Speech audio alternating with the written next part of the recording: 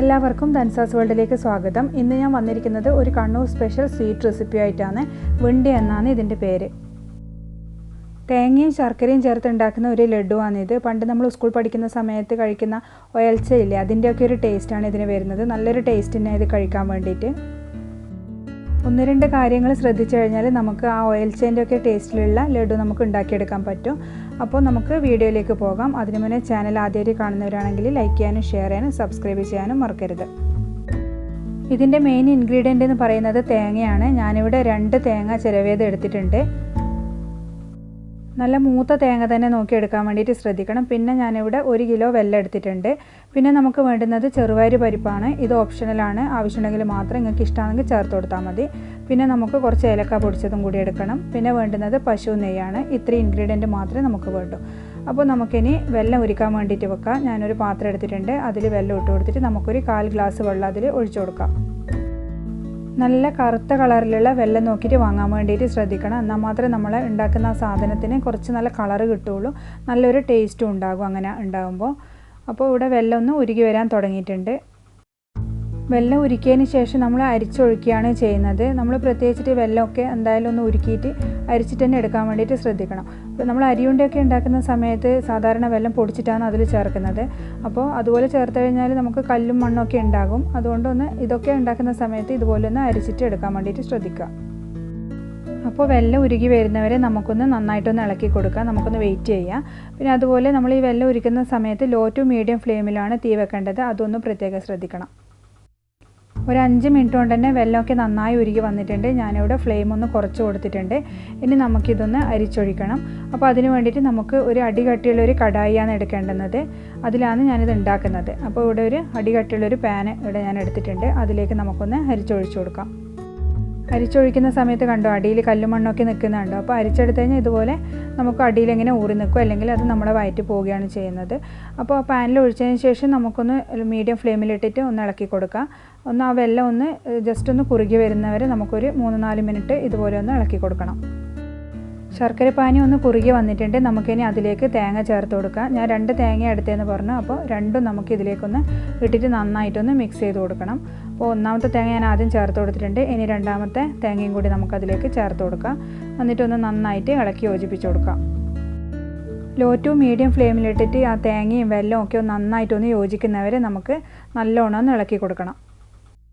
ഇനിയാണ് നമ്മൾ നല്ലോണം ശ്രദ്ധിക്കേണ്ടത്, ആ തേങ്ങയും വെല്ലമൊക്കെ നല്ലോണം യോജിച്ച് ആ ഒരു ഓയിൽച്ചേൻ്റെ പരുവത്തിലാകുന്നത് വരെ നമ്മളൊന്ന് വെയിറ്റ് ചെയ്യണം. ശർക്കര പാനിയൊക്കെ നന്നായിട്ട് ആ തേങ്ങയിൽ പിടിച്ച് തേങ്ങയുടെ കളറൊക്കെ ഒന്ന് ചേഞ്ചായി വന്നിട്ടുണ്ട്.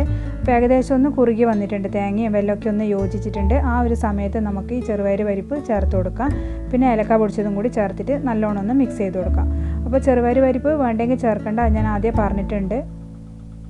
പക്ഷേ അത് കടിക്കുമ്പോൾ ഒരു ടേസ്റ്റ് ഉണ്ടാവും, അതിനാണ് ഞാൻ ചേർത്തത്. ചെറുപയർ പരിപ്പ് ചേർക്കുന്നുണ്ടെങ്കിൽ വറുത്തതോ വറുക്കാത്തതോ ഏതായാലും നിങ്ങൾ ഇഷ്ടത്തിന് ചേർക്കുക. പിന്നെ നമുക്ക് അതിലേക്ക് പശു നെയ്യ് ചേർത്ത് കൊടുക്കണം. 2 ടേബിൾ സ്പൂൺ പശു നെയ്യും കൂടി ഞാൻ ചേർത്ത് കൊടുത്തിട്ടുണ്ട്. അപ്പോൾ എല്ലാം കൂടി നമുക്ക് നന്നായിട്ടൊന്ന് മിക്സ് ചെയ്ത് കൊടുക്കാം. അപ്പോൾ നമ്മളെ തേങ്ങയും വെല്ലവും പശു നെയ്യും എല്ലാം കൂടി ഇതിൽ നന്നായി പിടിച്ചിട്ട് കണ്ടോ എല്ലാം പറ്റി വന്നിട്ടുണ്ട്. ഇനി ഇത് നമുക്കൊന്ന് ചെക്ക് ചെയ്ത് നോക്കാം. നമ്മൾ പഞ്ചസാര പാനിയൊക്കെ ആക്കുന്നില്ല, അതുപോലെ ഇതൊന്ന് തൊട്ടിട്ട് ഇതുപോലെ ഒന്ന് വെലിഞ്ഞ് നിൽക്കുന്ന പരുവത്തിലാകുമ്പോഴാണ് നമ്മൾ ഫ്ലെയിം ഓഫ് ചെയ്യേണ്ടുന്നത്. പക്ഷേ ഇതായില്ല, നമുക്കൊരു 2-3 മിനിറ്റും കൂടി ഒന്ന് മിക്സ് ചെയ്ത് കൊടുക്കാം.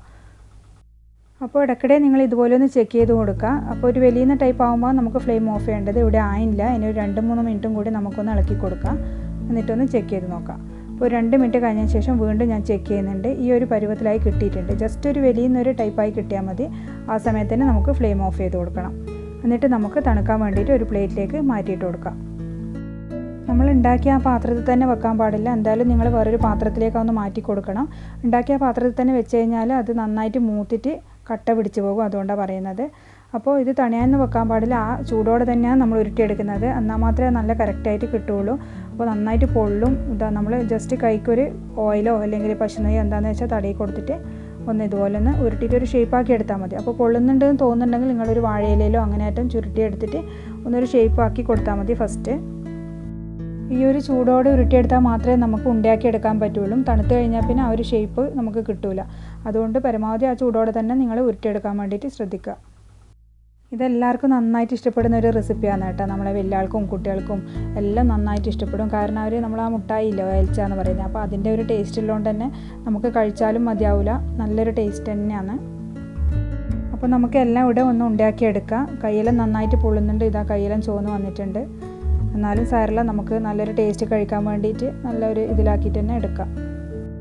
അപ്പോൾ എല്ലാം ഞാനിവിടെ ഉണ്ടാക്കി എടുത്തിട്ടുണ്ട്. ഇനി നമുക്ക് നല്ലൊരു ഷേപ്പാക്കി എടുക്കണം. ഇപ്പോൾ ഏകദേശം അതിൻ്റെ ചൂടൊക്കെ ഒന്ന് തണിഞ്ഞ് കിട്ടിയിട്ടുണ്ട്, നല്ലൊരു ഷേപ്പും കിട്ടിയിട്ടുണ്ട്. ഇനി ഇതുപോലെ പശു നെയ്യ് നമുക്ക് കയ്യിൽ തടയതിന് ശേഷം ഇതുപോലെ നല്ലൊരു ഷേപ്പാക്കിയിട്ട് 2 കയ്യിലും വെച്ചിട്ട് ഇങ്ങനെ എടുക്കാം. അപ്പോൾ നല്ലൊരു ഷൈനിങ് ഉണ്ടാവും ഇതിൻ്റെ പുറത്ത്. ആ ഒരു എണ്ണയും പശു നെയ്യും ഒക്കെ അവർ തെളിഞ്ഞ് വരികയും ചെയ്യും, കാണാൻ നല്ലൊരു ഭംഗിയുണ്ടാവും. ഉണ്ടാക്കുന്ന സമയത്ത് നിങ്ങൾ ചൂടുണ്ടെന്ന് വെച്ച് പച്ചവെള്ളത്തിലൊന്നും കൈ മുക്കാൻ പാടില്ല. അപ്പോൾ പച്ചവെള്ളം തട്ടിക്കഴിഞ്ഞാൽ നമ്മളെ ഇത് ഉണ്ട മോശമായി പോകും, കുറേ കാലമൊന്നും നിൽക്കില്ല. അപ്പോൾ പശു നെയ്യിനെ നിങ്ങൾ കൈമിൽ തടിയിട്ട് ഇതുപോലെ ഒന്ന് ഷേപ്പാക്കി എടുക്കുക. നമ്മുടെ കണ്ണൂരിലുള്ള ഒരു ഫേമസ് ആയിട്ടുള്ള ഒരു സ്വീറ്റാണ് കേട്ടോ ഇത്, വിണ്ടിയ എന്ന് പറയുന്നത്. അപ്പോൾ നമ്മുടെ കണ്ണൂരുകാർക്കൊക്കെ ഇതറിയും. നമ്മൾ ആദ്യം ഒരു ഷേപ്പാക്കി വെച്ചിട്ട് പിന്നെ ഒന്ന് തണുത്തതിന് ശേഷം ഇതുപോലെ ഒന്ന് ഉണ്ടാക്കി എടുത്താൽ മതി. അപ്പോൾ കാണാനൊരു നല്ലൊരു ഭംഗിയുണ്ടാവും, നല്ലൊരു ഷൈനിങ് ഉണ്ടാവും പുറത്ത്, കണ്ടില്ലേ. അപ്പോൾ ഇവിടെ എല്ലാം റെഡി ആയിട്ടുണ്ട്, എല്ലാം ഞാൻ നല്ലൊരു ഷേപ്പാക്കി എടുത്തിട്ടുണ്ട്. നമ്മൾ 2 തേങ്ങ എടുത്ത് ഉണ്ടാക്കിയിട്ട് ഇത്രയും അളവേ കിട്ടിയിട്ടുള്ളൂ. കാരണം നമ്മൾ വെല്ലവും തേങ്ങയൊക്കെ നന്നായി യോജിച്ച് വരുന്ന സമയത്ത് അതിൻ്റെ അളവൊന്ന് ചുരുങ്ങും. അപ്പോൾ നമുക്ക് അത്ര അധികമൊന്നും അളവ് കിട്ടില്ല. നമുക്കിതൊന്ന് പൊട്ടിച്ച് നോക്കാം. കണ്ട, വെല്ലവും തേങ്ങയൊക്കെ നന്നായി യോജിച്ചിട്ട് നല്ലൊരു കളറും അതിൻ്റെ ഉള്ളൊക്കെ ഒരു ഷൈനിങ്ങിൽ കണ്ട, നമ്മൾ ഓയിൽച്ചേൻ്റെ അതേ ടേസ്റ്റ് തന്നെയാണ്. അപ്പോൾ എല്ലാവരും ഒന്ന് ട്രൈ ചെയ്യുക. എന്നിട്ട് കമൻറ്റ് ബോക്സിൽ നിങ്ങളുടെ അഭിപ്രായങ്ങൾ അറിയിക്കുക. നമുക്ക് അത്രമാത്രം ഇൻഗ്രീഡിയൻ്റ് ആവശ്യമുള്ളൂ. തേങ്ങയും വെല്ലവും പിന്നെ നമ്മളെ പശു നെയ്യ്, ഏലക്ക, അത്രമാത്രമേ ആവശ്യമുള്ളൂ. അതുപോലെ ചെറുപയർ പരിപ്പ് വേണമെങ്കിൽ മാത്രം ചേർത്താൽ മതി. അതുപോലെ നമുക്ക് കറുത്ത എള്ള് ചേർക്കാം ഇതിൽ, അതും കൂടി ചേർത്താൽ കാണാൻ നല്ല ഭംഗിയും ഒരു ടേസ്റ്റും ഒക്കെ ഉണ്ടാകും. അപ്പോൾ വീഡിയോ ഇഷ്ടപ്പെട്ടാൽ സബ്സ്ക്രൈബ് ചെയ്ത് ബെൽ ബട്ടൺ കൂടി ഒന്ന് പ്രസ് ചെയ്ത് വെക്കണം, എന്നാൽ മാത്രമേ ഞാനിടുന്ന വീഡിയോൻ്റെ നോട്ടിഫിക്കേഷൻ നിങ്ങൾക്ക് കിട്ടുകയുള്ളൂ. ഇനി നമുക്ക് അടുത്ത വീഡിയോയിൽ ഒരു പുതിയൊരു റെസിപ്പിയുമായിട്ട് കാണാം. താങ്ക്